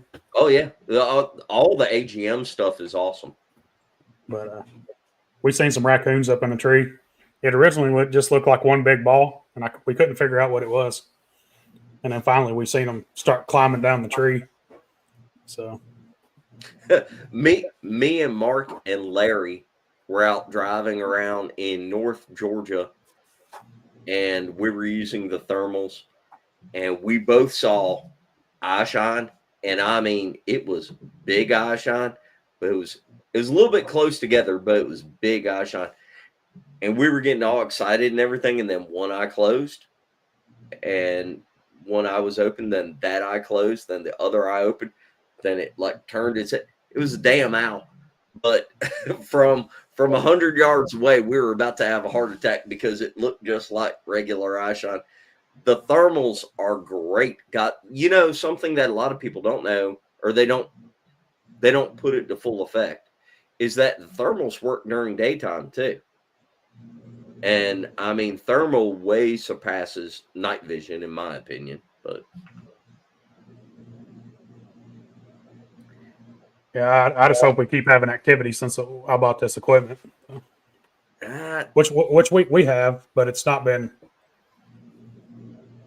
I guess we've had so much happen out there on the lake that I expect it to be balls to the wall every time, but it's not going to be. I've got to get that through my head. No, it's not.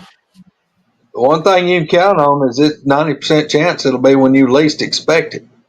Yeah, you're right about that. It's not whenever you're prepared for it. Like that one video, the one video I sent you that had the eye shine. Yeah. I wish I'd have had the thermal that night because that would have gave me more of a heads up on what it actually was. That could have been raccoons, but it seemed like whenever we would get closer to the bank, they would move farther up the hill. And when we get farther away from the bank, they would be closer to the bank. My first thought was that it might be raccoons. Right. But then the more I watched it and the way that they moved here to there, I mean, I don't think raccoons would cover that amount of distance that quick. But right.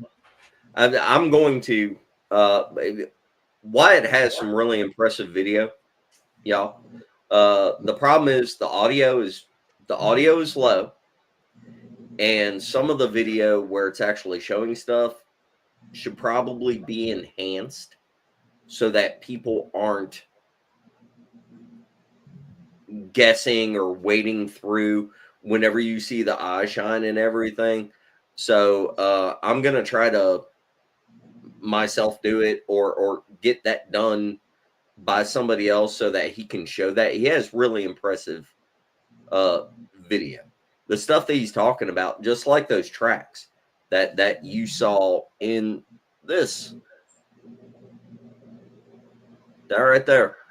There's, well, the snow thing, I don't know. That could go either way, the TP thing. Is it a big cat? Was it a tornado? Was it a flood? That's just weird. I don't know. That's weird. That fish head in the fork of a tray is weird. That looks real. That definitely, I've seen stuff like that in person. That looks like the right thing right there. So does that. Notice that in some of them, the heel is lower, and then the toe is lower. That looks like the right thing right there. That 100% looks like the right thing. And it's not just a damn mud spot. But that is great right there. So is that. Well, I'm just tickled that we finally got Wyatt on here. Yeah. I'm just giddy as a little schoolgirl getting to meet you guys. It's almost like DA and Robbie and Doc and Steve. We're just low-tech rednecks, dude. Yeah. We just have access to YouTube. I'm sure at this point, even YouTube is like, damn, how did we let them get on? Yes. Is what it is. Well, ever since I seen Greg on DA's show, I was an instant fan of you guys. So. See, man, we fly under the red flag of danger. Anyway, well, Wyatt, thank you for being on. Thank you for sharing everything. If you ever want to come back on, of course, you're more than welcome to. I've got a couple people we need to get back on here for part 2 or in some cases part 3 or part 4. But thank you, Wyatt. We gotta get Pyro on here. Pyro was on the Night House. No, I think they had to cancel that show, didn't they? Oh, we did. We canceled it. Oh, you canceled that? Yeah, Misty couldn't pull it off with her technology. Look, you can't pull it off with that kind of equipment. So no, we got to get him on. Well, I think Pyro would prefer to do one of the late night shows instead of the daytime show. We can, but we got to get him on. Well, yeah, 100%. I thought he was. I'm sorry, I lost track of everything in the middle of. He said my pictures fried her computer. I think so. I think that's what killed it. I'm so. I may have to get her. We may have to get her computer. We'll have to Well, look, we'll like get some pictures of her pinky toe and sell them on the internet and get some money for a computer. She likes taking feet pic. Okay. All right. Anyway, Wyatt, thank you. Hang on 1 minute backstage. Well, Yeah. thank you guys for having me. I really appreciate it. We're just glad you're here. Yes, thank you for doing the show, brother. I mean, hell, just keep us updated and everything. We'll get Yes, back on definitely. the round table thing. I can't wait to watch. I can't wait till he makes a meet and greet. I'm ready. Yeah, well, especially if we do one down there again, you gotta come to that. There's the email, y'all. Don't even start on the meet and greet things. And people, look, 2 things. Number 1, to get on the Facebook page, you have to answer the questions. If you don't answer the questions, you don't get on the Facebook page. That's not us being snobs. That's the algorithm or whatever making sure that you're a human being. Number 2, not sure if there's going to be a meet and greet this year at all. But if there is, it would be at the very end of the year or it would be at the beginning of next year. I know people want the meet and greet, and I agree, but a lot of stuff, the stars have to align to do all this kind of stuff. It's work.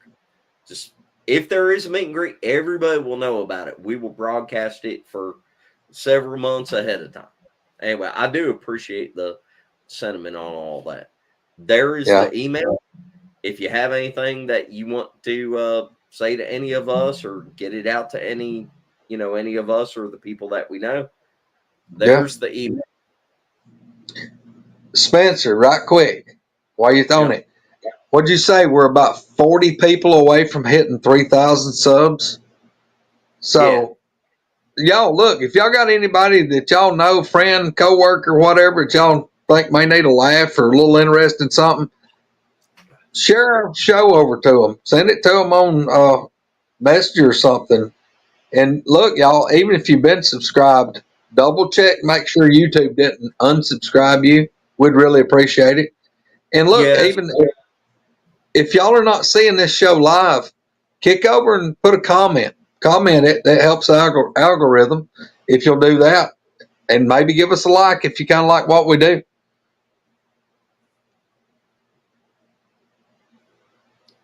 Is Greg freezing up just on my end? Or well, anyway.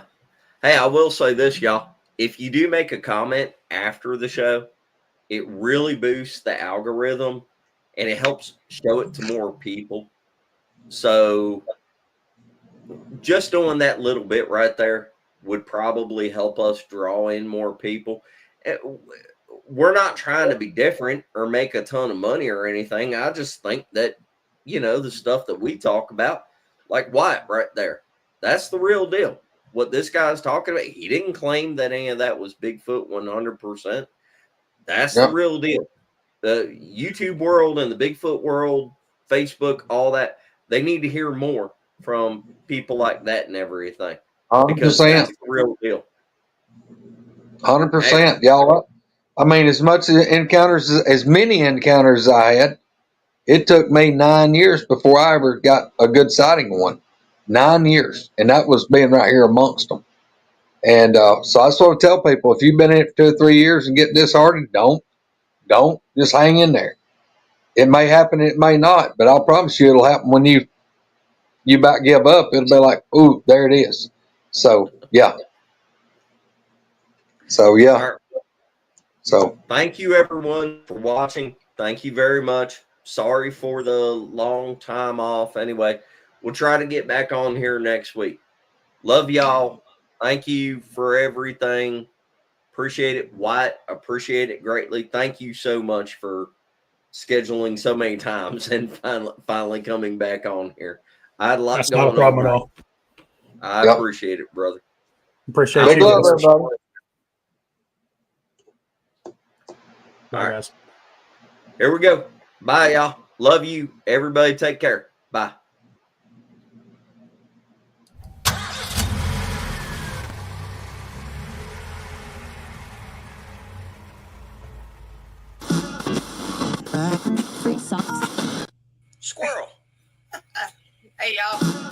Spencer. We're swapped around again. Huh? We're swapped around again. Hold on. Yeah, but I know you do it on purpose.